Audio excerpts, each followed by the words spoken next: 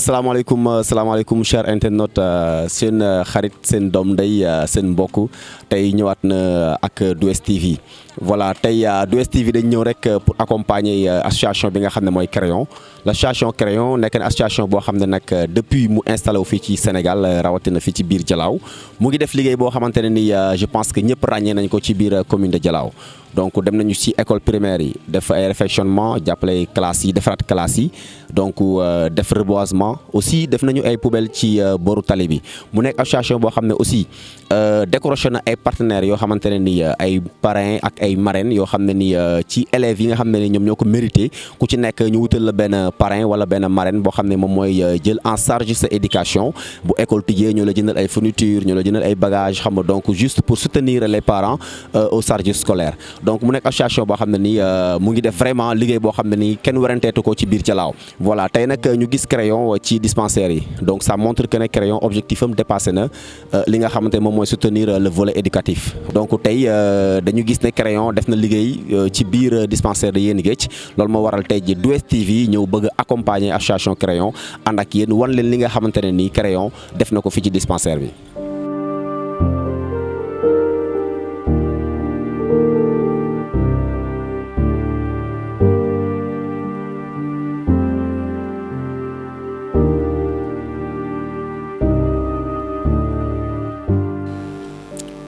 la jéggalu te la jéggale la ñaan yàlla mi nga xamante ne moom moo la mayee mu may nu ay nopp yaa xamante ne noppi convertisseur la doon parce que bu nopp yi nekkee noppi convertisseur lu waay wax même bu rëccee am juum-juum nopp ya koy déglu dana ko rafetal donc ñoo ngi ñaan yàlla ñu commencé que ci bismillahi rahmaani rahim jeexale ko ci alhamdulillahi rabil alamin di commencé di jox imam rek mu tijjil ñu ci ñaan après ñu commencé. bu imaan waaye mën naa waxal imaam yi joxe ñaan ci ndigal maa ngi nuyu sant ñëpp di mu seetaane di joxe ñaan ne mu seetaane def salaatul fatiha falaxe naasi te jeexe salaatul fatiha ñaan jotaay bii yàlla ma déggoo yàlla may noonu dem réussir lii c'est pas la première fois du tey rek madame Crayon yàgg naa def lii ma assisté ko ngoon mu assisté tey nag mbég la ci man wasalaam bismillah.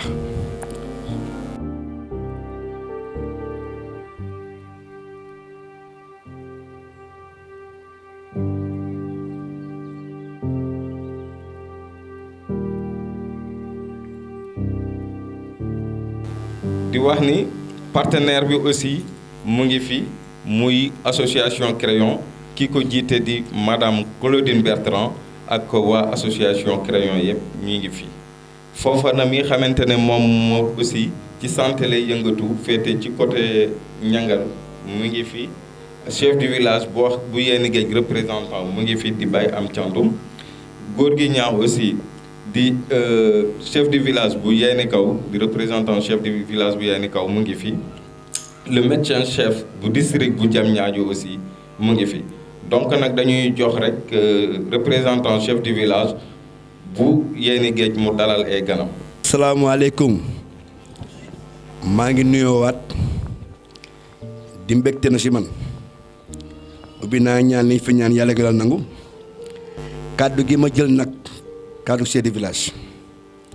du tey rek la jëkk an mu jot luy mel nii bu fi amee chef du village mën lay eewal may teew madame Crayon ak ñi mu àndal xam ni loolu sage-femme yi fi nekk ci biir loolu ñu ngi dalal seen médecin bi Diamniadio bi fi ñëw tey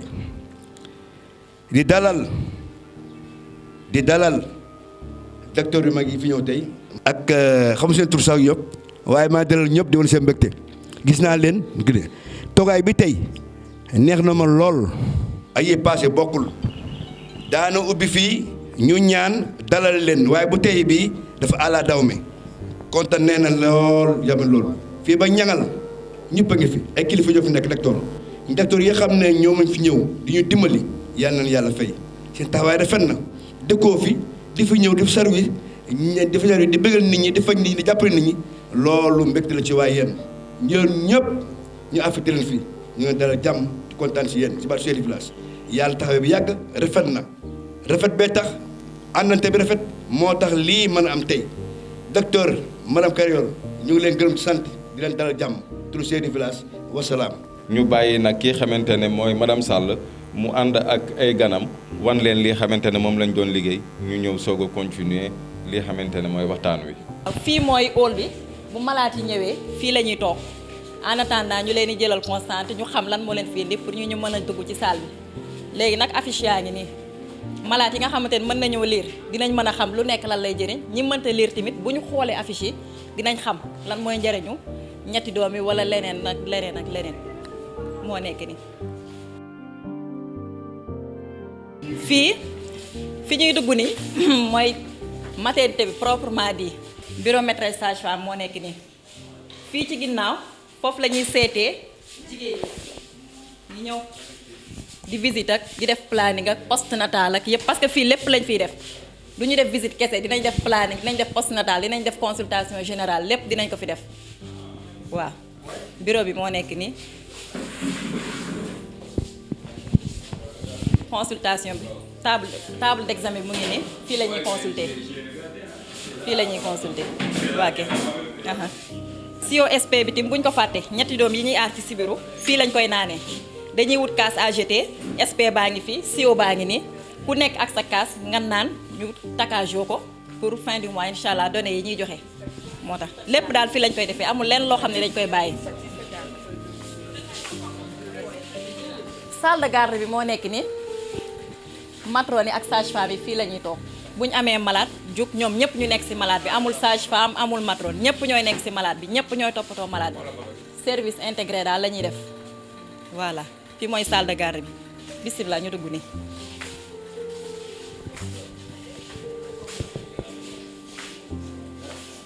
liñ naan li waral coow li fii mooy salle style libre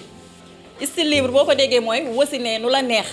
ba pare ànd ak ku la neex bu la neexee toog wasin bu la neexee jonkan wasin bu la neexee tëdd wasin bu la neexee sukku tamit am sa doom ci jàmm ak salaam ñu accompagner la ci bu lay neex bu la neexee ànd ak sa jëkkër ànd ak sa goro ànd ak sax sa xarit bu la neexee lépp ci biir salle bi ñu jox la nga lekk jox la nga naan di la maase di la defal di la naxtaan ba nga mucc ci jàmm ak salaam lii mooy tatami tapis yi fii la ñuy teg bébé bi lampe chauffante bi pour bébé yi moo nekk ni lii tamit ba tey matériel la boo xamante ni malade bi mën na cee toog di dem nii di njoowaanu di balance wu di dem ak a ñëw mat metti na mais yii boo ko amee parensa dina tax mat bi gën a oyof incha allah. fii mooy salle de travail bi maanaam ñi nga xamante ni yàlla yeeweegu leen wasinaguñu fii la ñuy nekk di matu ànd ak seeni accompagnant comme ni ma ko waxee sànq jëkkër wala yaay wala nijaay wala ku la neex rek nga ànd ak moom ci salle bi di lekk di naan di doxantu mu di la defal di la mësal sa ndigg sage-femme bi ak matrone tim dañuy toog ci sa wet ba yàlla muccal la ci jàmm ak salaam fii daal macha allah. bu njëkk ba nit bu daan wasin dañ ko daan yéegal ci kaw table tegal ko bassin malaati daan dafa metti bassin bi dafa jàpp sama ndigg ba ma wasinee ba tey sama ndigg li day metti looloo tax sax nag ñu jël style libre bay defar ko fii table la bii table la ku bëggul bee tamit bu la neexee nga ñëw ci bii nga xamante ne mooy ancien système bi ñu daan def moom bee la yëpp benn la voilà léegi fii tamit ba tey lampe chauffante la bu doom ji juddoo ci jàmm ak salaam fii lañ koy teg defaral ko soins yi mu war a am yëpp fii la ñuy enregistré malade yi partogramme yeeg yëpp fii lañ koy defee bu ñu amee koo xam ne dañ ko war a aspirer wala war koo réanimer matériel bi yëpp a ngi nii am nañ matériel ami mu ngi ci biir pour ñi nga xamante ne dañu am avortement ñu war leen defaral ay kiiw post avortement liñ naan maternité yéen macha allah manqué wuñ dara macha allah sant nañ bu baax parce que suñu poubelle yaa ngi nii poupinelle baa ngi nii PSBB baa ngi nii matériel bi yëpp lépp a ngi nii solution de décontamination yeeg yëpp ñu ngi nekk sur place am nañ ay paravent aussi am nañ ay alaise am nañ ay chariot am ay tabouret lépp pour malade yi toilettes yi mooy toilettes ñi nga xamante ni dañuy ñëw soit toilette visiteur wala toilette yi nga xamante ni malade ci la ñuy dugg parce que malade bu ñëw boo soxlaa dara mën nga dugg ci toilette bi bu ñuy def albumin tamit mën nañ dugg ci toilette bi ñu jël urine yi def ci liñ ci war a def liñ ci soxla yëpp ñu def ko ci toilette yaa ngi ni lépp set na ñetti toilette la yëpp set na yëpp a ngi nii fii mooy salle suite de couche maanaam soxna yi bu ñu wasinee ba pare ci jàmm ak salaam ñoom ak seeni doom fii la ñuy ñëw lal ba mu jekk ñu tegal leen moustiquaire parce que ku ci nekk rek da nga war a am sa moustiquaire bopp boo xamante ni ci ngay tëdd pour ñu xeex sibiru ndax sibiru moom baaxul ci jigéen wéru baaxul ci keneen baaxul ci ndaw baaxul ci mag moo tax lii nii yëpp ñu def ko boo xoolee am na ay image tamit yu si nekk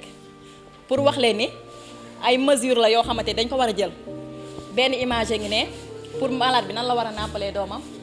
malade bi nan la war a nàmpalee doomam ci première fois bi ni ñuy couvrir doom ji moo nekk ni nàmpal bi mu ngi nii ni mu koy nàmpalee ween kese ba mu am juróom benn weer amul ndox amul lem amul dara sage-femme bi gis nga ni mu ko accompagner ci nàmpal bi même avant ànd bi di génn sax bu doom ji génnee dañ koy teg ci dëndu yaay ji mu commencé nàmpal bi ñu couvrir doom ji ni mu waree balaa muy jël seddaay bii mu ngi nii tëdd wàcce moustiquaire am di xool doomam di reetaan fii daal ku fi dugg macha allah ni nga duggee incha allah noonu ngay génnee ak mbégte sant yàlla lépp nag ak crayon parce que gis ngeen sécurité bi dafa mat sëkk fenêtre yaa ngi ni am na grille am na grillage am na lépp day tëju hermétiquement rideau yi aussi yee ñu def fële c'est pour respecter confidentialité bi ndax bëgguñu kenn taxaw fee ci étage bi wala kenn taxaw fee di gis li xew ci biir maternité bi moo tax daal lépp jël nañ ko en charge lépp ak crayon ñu ngi remercier crayon bu baax ventilo yi aussi pour aération bi bu ngeen xoolee nii ci kaw ventilo yëpp fonctionnel la yëpp ñu ngi tàq macha allah crayon ñu ngi lay remercier kontaan nañ bu baax a baax a baax. bu njëkk ba fële ci biti malade yi ak accompagnant yeeg ñiy dem marché yeeg ñiy dem géej ak ñëpp fa lañ daan jaar mooy buntu bii léegi nag bi crayon yi ñëwee gis ni loolu mënta nekk ak maternité parce que maternité du yoon boo xamante nit ñi dañ fay jaar yi dem di ñëw mu gis ni aussi malade yi dañuy tëdd xale yi taxaw fee di tooñ mu ngay yuuxu wala mu ngay kii crayon gis ni loolu noonu yëpp du ànd ak hôpital mu jël fii tëj ko bi mu ko tëjee def fi sécurité bu mat sëkk ñu am gardien am lépp loo xamante ni day tax nit ñi dootu jóge fii di dem fële benn bunt kese moo fi nekk mooy porte centrale bi fa la ñëpp di duggee kuy dugg aussi nañ xam loolu la fi dugal kuy génn tamit nañ xam lan nga fi génne ak naka nga fi génne fii mooy toilette suite de couche bu njëkk ba xam nga toilette boo ci duggee danga naan ak sa yére bañ sax poussière bi wala ndox mi di taq ci sa yére mais macha allah fii toilette yii nii ku ko gis doo yaakaar ni toilette malade la parce que mën ngay sax bu la neexee nga lal ci sa basan tëdd te chaque jour nii lay mel toilette yëpp ay toilette malade la xet du la xeeñ ci maternité bi ba nga naan deret bi mu ngi sëcc tilim du la taqal dara du la sonal. Bon, je crois qu'il doit y avoir peut-être un groupe qui sensibilisera davantage les populations de ce bijou. Parce que c'est bien fait, c'est joli, ça peut être fonctionnel. Mais si je suis un esprit d'entretien, je suis un manquement qui est déjà, fermer un côté où tout le monde passe du c'est pas adéquat, on l'a fermé. Mais aussi, il faut que nous, les malades, les sœurs, les jabari, si nous disons que nous avons pour c'est bien fait. Bon, il y a de petites choses qui sont à la légère, qui ont un manquement. Moi, j'ai faim, j'achète un sandwich. Je l'ai comparé à mon papier, je jette par terre. Si je joue dans la poubelle, je nettoyer, on penserait à faire autre chose. Et je profite aussi pour remercier l'association Crayon, parce que qui agit envers la santé, agit pour toute la population. C'est différent que nous sommes cœur, de faire un banc, de faire un ventilo. Mais si vous avez un ventilateur qui salle d'accouchement, salle, je ne sais pas, de dispensaire, mais c'est pour toute la population. Donc je profite au nom de la Croix-Rouge aussi pour vraiment remercier Crayon.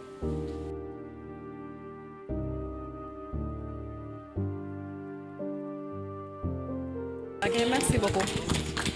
Ba pare ñuy wax ni li nga xamante ni moo jëmmal journée bi tey mooy bi ngeen xoolee ñun ñëpp ñoo ndoroo yére macha allah lépp ak crayon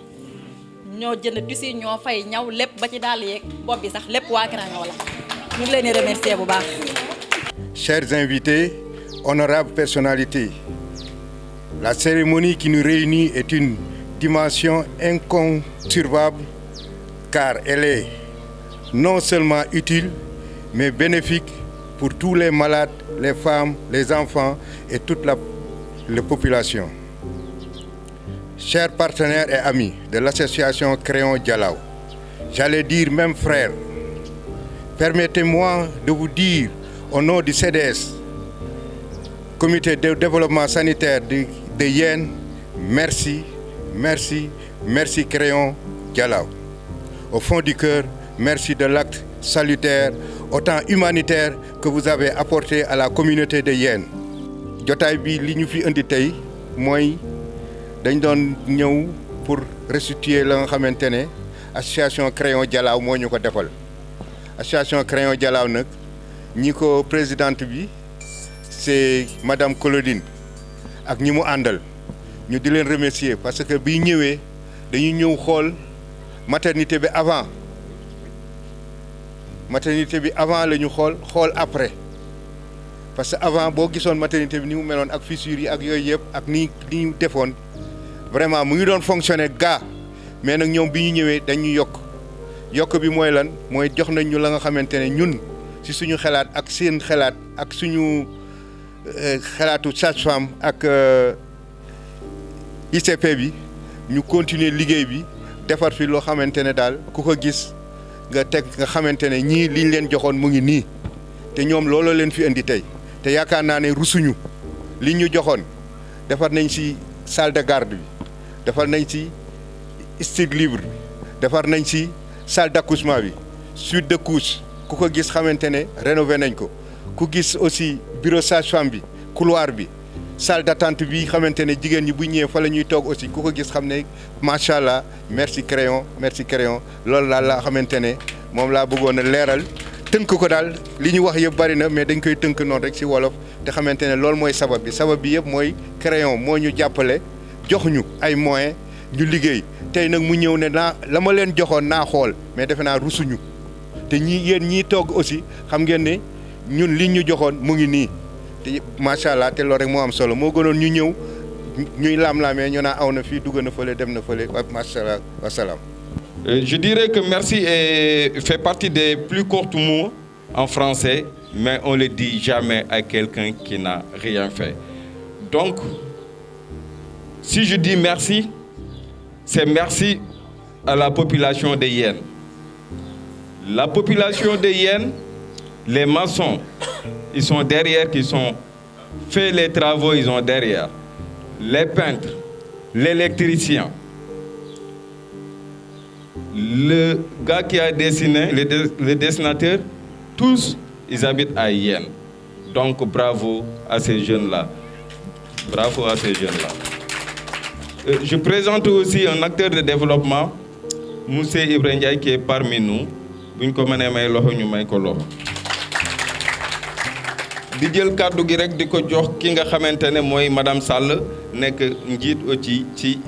place bi xamante ne tey moo ñu fi dajale muy maternité bi madame Sall kàddu gaa ngi noonu. salaamaaleykum ñu ngi nuyu ñëpp ku ci nekk sa tur ak sa sant di jéggalu bu baax nag parce que samay kilifa war ñu fi toog sax may jël parole mais lu mënta ñàkk kon faaw mu am su ma paree ci loolu maa ngi remercier association Crayon ndax sama maternité bi bu demee ba dox macha allah ñoom ñoo tax malade yaa ngi ñëw normal ñu ngi def li ñu war a def normal li nga xamante ne manqué woon nañ ko yëpp am nañ ko pour mën a jël en charge malade yi normalement bañ nañ ko bu ngeen seetloo sa référence dafa wàññeeku kon ñu ngi ciy sant Crayon bu baax a baax parce que c'était pas évident suñu maternité bi xawoon na ñaaw xawoon na màgget mais léegi boo gisee day mel ni comme si barki démb lañ ko defar lépp ak Crayon am nañ salle style libre comme ni ma ko waxee ni ma ko présenté sànq lépp nga fa am nañ salle d'accouchement suite de couche bi ventilation aération bi sécurité bi lépp macha allah confidentialité bi daal respecté nañ ko te loolu la ñu doon laaj ñu ngi ciy remercier Crayon bu baax a baax di remercier suñu médecin chef mooy suñu kilifa parce que woote ñu wuy si la moom sax defe naa moo fi jiitu c'est pas évident kon ñu ngi koy remercier bu baax a baax parce que bam ñu ko daf ñoo jox yen bi ba pare sonaluñ ci dara daf koo téye ñun niñ ko téye nu ko raw la ko téye ndax fu ñu dem rek mu ngi ñuy woo di ñu nemmeeku duñu wax naka ak naka ngeen war a def ba yëf yi mën a dox bañ nañ ko ba fu ñu projeté rek macha allah damay wax sax dama wax sax yéen dama wax ñangal mais district jam ñaajo ci pay rek la ñuy jël kon ñu ngi remercier bu baax merci chef léegi nag dañ ne feccu liir bu neexee ndey jaa jàpp ci mbagg yi ñii waa Crayon bu ñu defaree ba ñu mën ko tey di ko wane mu set bees comme nii démb lañ ko defar ñii ñoo si jàpp sama personnel bi nga xamante ne mooy samay matron ñoo ngi fi guddi ñoo ngi fi bëccëg di futteeku mel ni comme si ay xale comme man di defar di bale di ménage bëgguñu sage-femme yóbbul leen dara fu fu ñu taxaw ñu ngi fa taxaw lu ñuy def ñoom ñoo ñu koy sax njëkk a def kon maa ngi leen di remercier di leen sant di leen gërëm gis taxawaay bi ngeen taxaw ak jàpp gi ngeen ma jàpp bu leen neexoon ne xale laa duma leen jiite mais lépp yéen a ma ko yombalal kon merci beaucoup Fatou Faye duma ko bàyyi ginnaaw ndax kooku daf ma jàppee comme doom lépp loo xamante ne maa ko fiy def day ñëw madame Sall lii ak lii ak lii defal lii daanaka sax mën naa wax lépp ci loxoom la jaar mais dafa mel ni comme si man maa ngi woon kon Fatou Faye aw ma fayam maa ngi koy gërëm di ko sant di ko remercier bu baax sama bàjjen gox mooy sama acteur communautaire ak relais fàttewu ma kenn maa ngi remercier ñëpp gis naa taxawaay bi parents saa yi ma woo leen guddi mbaa ma woo leen fajar teewul da ngay dem wooyu malade ñëw indil ma leen ma faj leen kon yéen ñëpp sant naa leen gërëm naa leen population bi mënu ma leen bàyyi ginnaaw mënu ma bàyyi population bi ginnaaw parce que tey bu doon dañoo defar pare gis ñu kenn dañuy tëj mais population bi ñoom ñëpp ñu ngi ñëw li ñu leen sant li ñuy xaar ci ñoom ñu ngi ko fiy def ñu ngi leen di sant bu baax a baax a baax à travers suñu kilifa muy ki nga xamante ne moo fi nekk suñu kilifa ñu ngi lay ziar bu baax di la remercier ci teewaay bi tonton Pape Ndiaye mooy comité ak ñi nga xamante ne ñoom la ko seqal fàttewuñ kenn remercier nañ leen bu baax a baax ndax comité aussi lii lay jëriñ di woowi ay partenaires di ñëw di defar nit yi loolu lañ doon xaar ci yéen kon merci beaucoup comité tonton Fofana duñu leen fàtte yow ak sa sage-femme parce que lépp loo xamante ni yéen a koy defee pour mu dox yéen tamit indi ngeen fii seen kii pour mu dox surtout Fatou Diop nga xam daf may woo moo ma jiitu fii mais daf may woo di ma wax lii ak lii ak lii ak lii Fatou Diop merci beaucoup gis naa sa taxawaay waa kay jërëjëf bon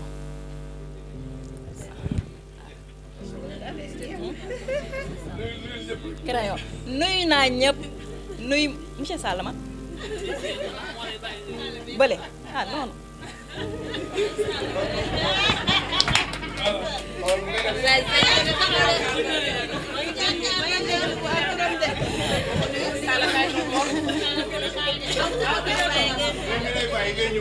jël ma en direct ma nuyu ko nuyu naa sama borom kër ndax muy guddi muy bëccëg muy fajar muy naaj bu tàng wala ker gu sedd à chaque fois mu ngi sama wet di ma encourage ndax liggéey bi yombul boo amee ku loo xamante ni mën na la cee jàppale di la dimbali di la xelal ci li nga xamante ni foofu la féete kon ñu ngi ko ciy sant bu baax a baax monsieur Sall maa ngi remercier ñëpp voilà loo xamante ni nag tëb naa ko ngeen jégal loo xamante ni matul tamit ci man la rek maa ngi jégal bu baax a baax merci beaucoup. On va passer la parole à la présidente de l'association Crayon, Madame Claudine Bertrand. Je ne vais pas dire Madame Sall aujourd'hui, mais je vais dire Madame Claudine Bertrand. En 2017, nous avons eu la chance, avec le soutien financier de la société Laurent Lumière, de pouvoir rénover la première partie de la maternité. En 2019, c'est l'entreprise Sécuriport qui nous a soutenus afin que nous réalisions la rénovation du reste des travaux. Donc, ils sont indisponibles aujourd'hui pour être présents parmi nous, mais ils nous ont souhaité une bonne assemblée et que tout le monde soit content de cette rénovation. Apport considérable qui nous a permis d'entreprendre 2 points forts, entre autres. La clôture du mur extérieur, avec une porte qui ferme à clé. Plus de passage par le poste de santé et la maternité. Le respect et la tranquillité d'autrui sont acquis. Et ça, c'est le gros point positif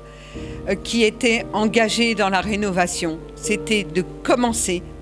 par respecter ces lieux, avoir le respect des gens qui sont souffrants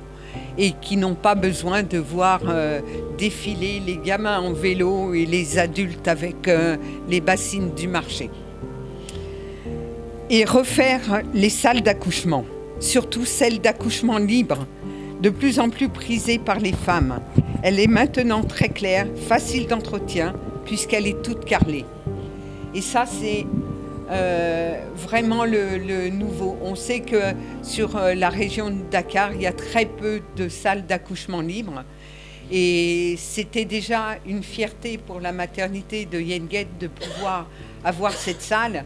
Mais maintenant, la fierté peut être grandiose puisqu'elle est facile d'accès, facile d'entretien et que les mamans se sentent non seulement en sécurité, mais libres de pouvoir mettre au monde leur enfant dans des conditions adéquates.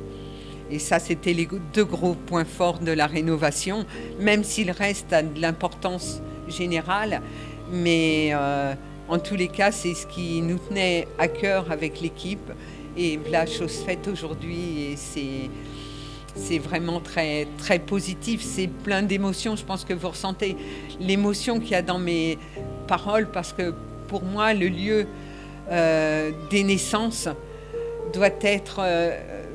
saine, claire, adéquate et avec le sourire de tout le monde, même si des fois il y a des particularités.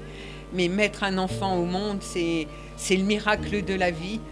Et quand c'est fait dans des bonnes conditions, le miracle est encore plus beau. Mon enthousiasme personnel du résultat me laisse sans voix.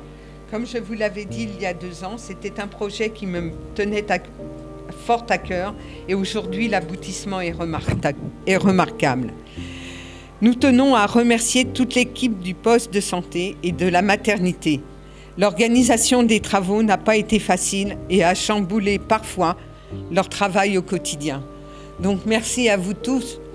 aussi bien le poste de santé que la maternité, parce que ça n'a pas été facile comme il y a 2 ans. Encore moins facile parce que quand c'est les salles d'accouchement, c'est encore plus compliqué. Donc merci de votre travail, de votre patience, de votre tolérance pour tout ça, pour acquérir le plus dans votre travail. Pas seulement pour les mamans, la population, ces nouveau-nés et les familles qui viennent les visiter, mais aussi pour votre travail au quotidien.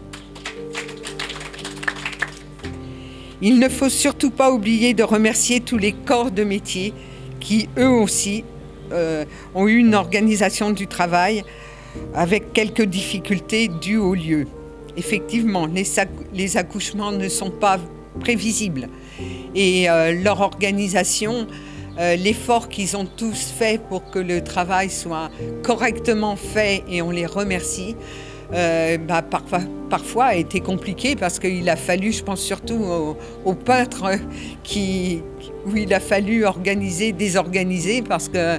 il organisait son travail ici, puis il y avait des accouchements, il fallait qu'ils repartent et qu'ils reviennent un autre jour, et c'est ce qui a retardé un peu, mais je les félicite tous du travail qu'ils ont accompli. Vous pouvez les remercier aussi. Les membres de Crayon pour Dialaho qui se sont impliqués dans ce projet ont toute ma reconnaissance. Nous sommes une famille et avec vous, Niofar. J'ai entendu beaucoup depuis le début des remerciements à Crayon et remerciements à Claudine. Crayon pour Dialaho, c'est pas Claudine, c'est toute une équipe. C'est l'équipe du bureau où nous exposons nos projets ensemble. C'est l'équipe qui est en France avec leurs projets, avec les mises en place. Et vous savez, les discussions de tout ce monde-là fait que nous pouvons avancer et réaliser les projets que nous mettons en place. Et Crayon, c'est toute une équipe et ce n'est pas seulement Claudine. Le bonheur de tous aujourd'hui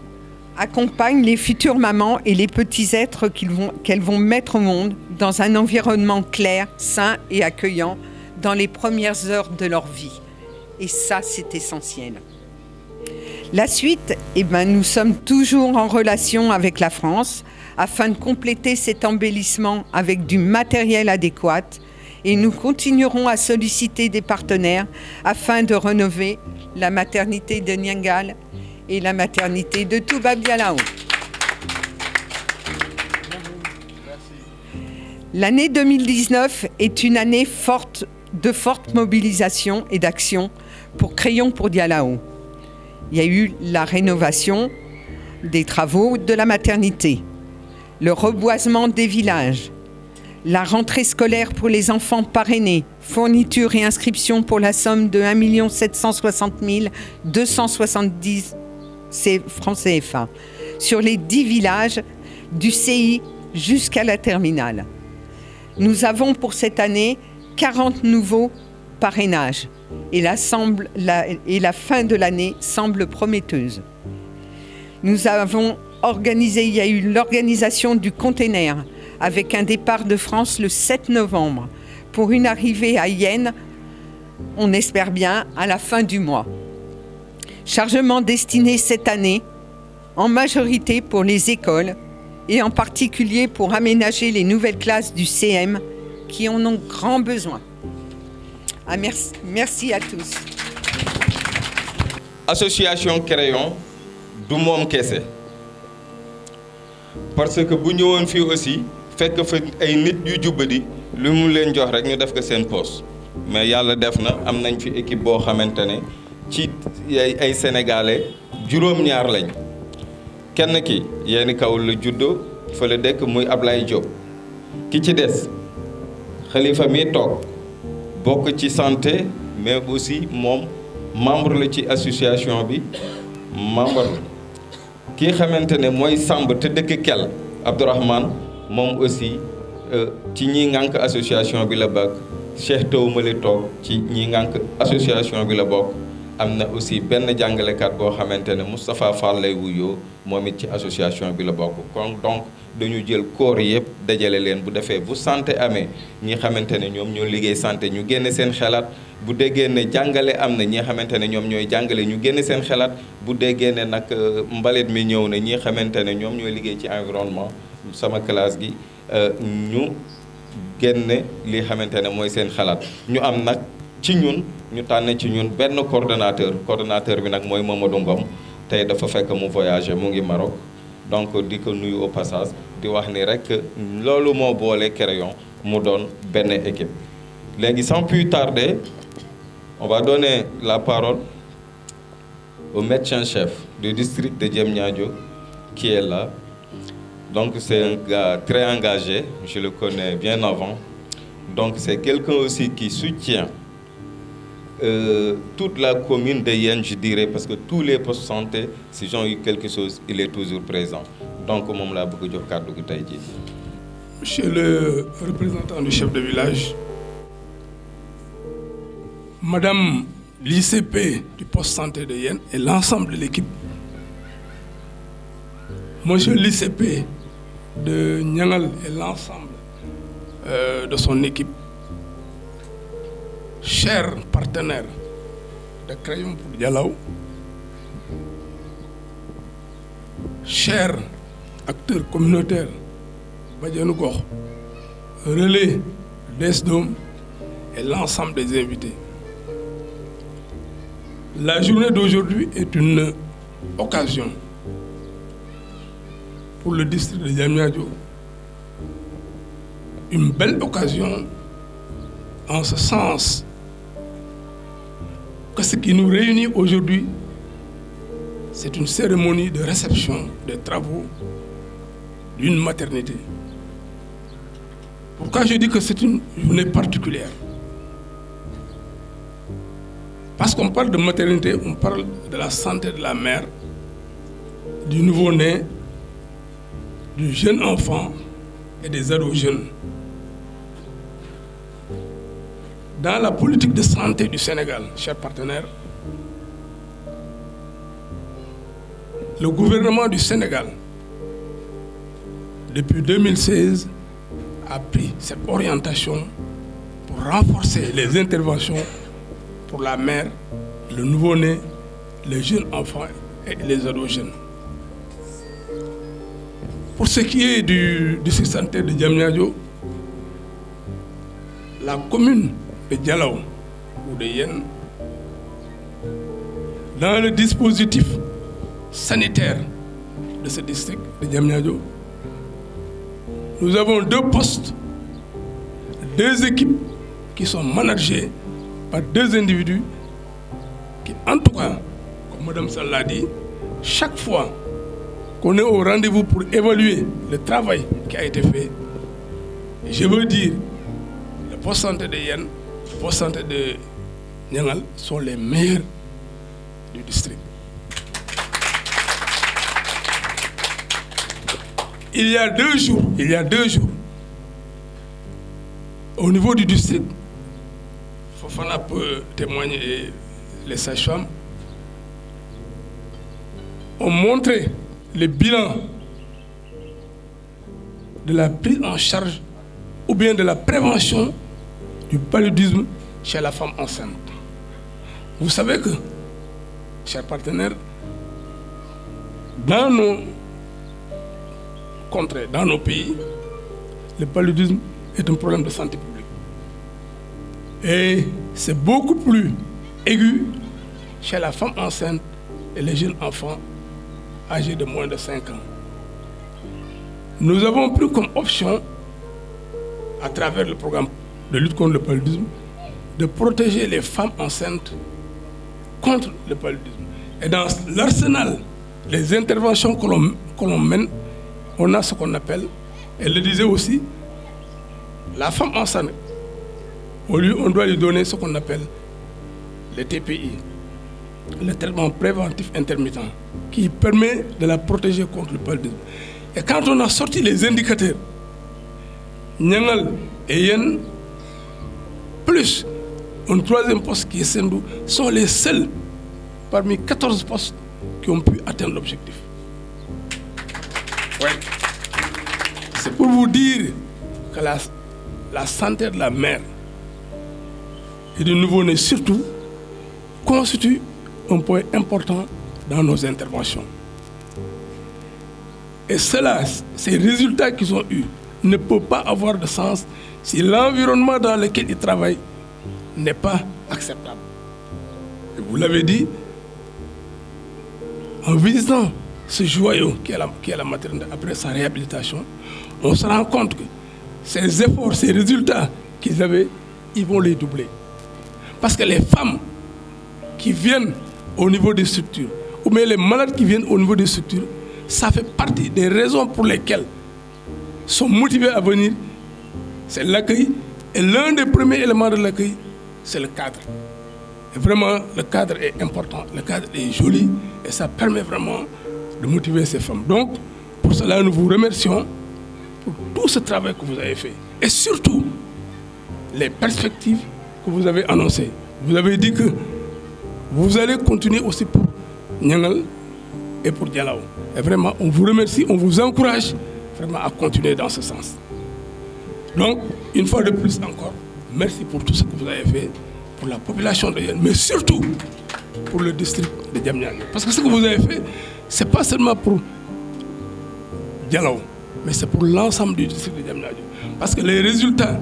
qu'on va avoir ici, nous allons les comptabiliser au niveau du district, qu'on va amener au niveau national. Donc, vous voyez pourquoi je vous dis qu'une fois de plus, merci. Donc, loolu su weesoo damay renforcer rek li ñëpp wax di leen jaajëf ci li ñuy def mais surtout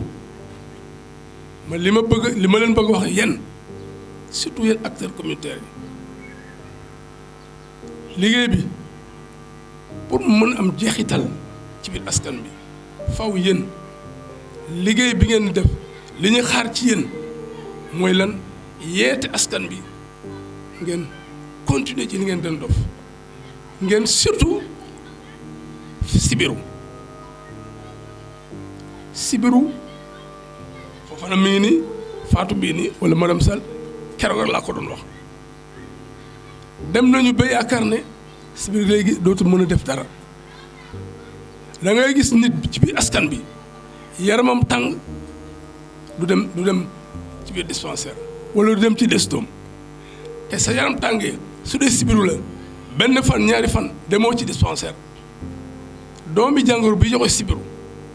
bu demee ba àgg ci yur bi na nga dem fu la neex sa chance dund ak sa chance faatu benn la kon yéen acteurs yi parce que wax naa ko prestataires yi mais yéen surtout dugg leen ci biir askan bi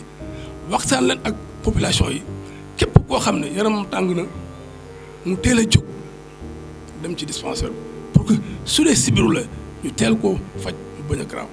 kon vraiment loolu la amoon li ma leen di wax maa leen di remercier bu baax merci. di jaajëfal nag ñëpp di wax ni rek lii tax mbir mi gàtt mooy xam place bi ñu koy def ak lu tax ñu ko fiy def ak ñi ko fiy def ñana looloo tax tey jii nii ñu ne waruñoo jël temps bu gudd parce que ku ñëpp soxla rek amatoo jot donc ñun ñëpp defe naa muy médecin chef muy madame Sall ak ñi xamante ne ñooy liggéeykat bi ñëpp leen soxla donc jot amul di jox rek médecin chef tey jii mooy médecin chef mooy imam mu tëjal ñu ñaanalante ñu dem ba beneen yoon incha allah. waaw na kenn ku ne musu seytaan te di astaghfirullah ñetti yoon